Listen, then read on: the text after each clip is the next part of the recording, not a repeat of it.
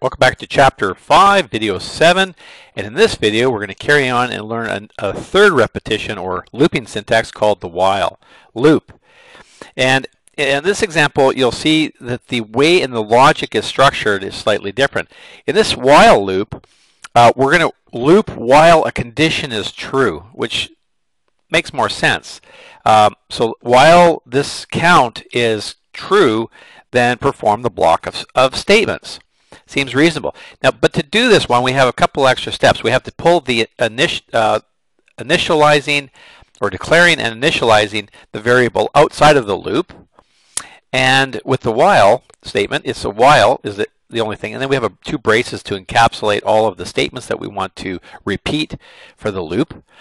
And then with the while, we have our condition. And our condition is basically saying, like the other ones, as long as this is true, let's perform what's in here.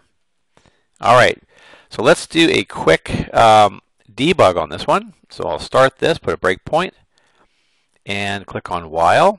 And sure enough, when I click the while button, it's going to stop at the breakpoint and wait for me.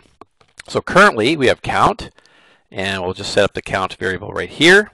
So currently it's 0, of course by default an integer value gets initialized as 0, but we want to start the count at 1 because we want to count 1, 2, 3, 4, 5. So as soon as I push the F11 and I step through my code, it automatically changes and it gets initialized to 1. So ask yourself the question, will loop while this condition is true? Is 1 less than or equal to 5? Well, of course it is. In fact, you can roll the mouse over this comparative operator and it tells you right here it's true. And in fact, we can pin that if we wanted to see that that's occurring.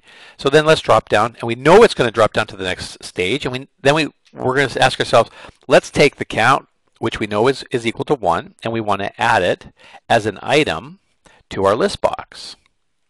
You can see here how it reads, almost reads backwards, makes it a little more sense as I'm speaking it, but really we want to take that list box, the property called items, and we want to add something using a method called add something, which is an action, which is our value or variable of 1.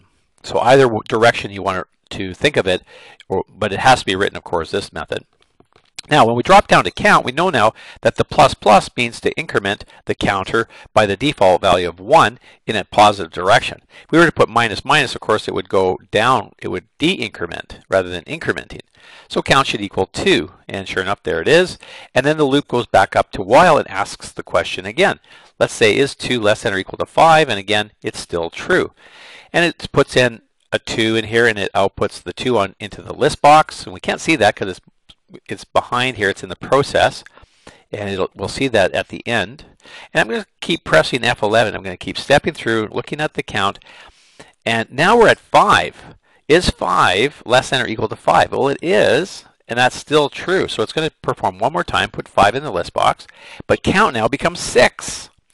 And right away, you can see what happens to the expression here. It fails. So as soon as while the expression has failed, it should go from line 105, where should it go? You can think about it, and you know it's going to go to line, is it 109, because it's going to drop to the block? Well, it did drop the block, but it dropped to the next, it ended the entire event handler here. And it basically counted 1 to 9. So what we've done here is we've gone through 3 separate repetition structures or looping structures. One is for the for, and we use that syntax when we have I tend to use the for syntax when I have a constant number of repetitions that I'm going to do. For example, loop through all the months of the year is 1 to 12. That doesn't change. With the do, I would use that repetition structure when I have a condition, but I want the statement to be executed at least once. And then finally the while, which is actually quite common, I think this was probably one of the most common repetition structures, is that you're going to test the condition and decide whether you want to do it or not. Alright, so that's kind of a quick run through of the 4 common repetition structures in C#. So we'll see you in the next video.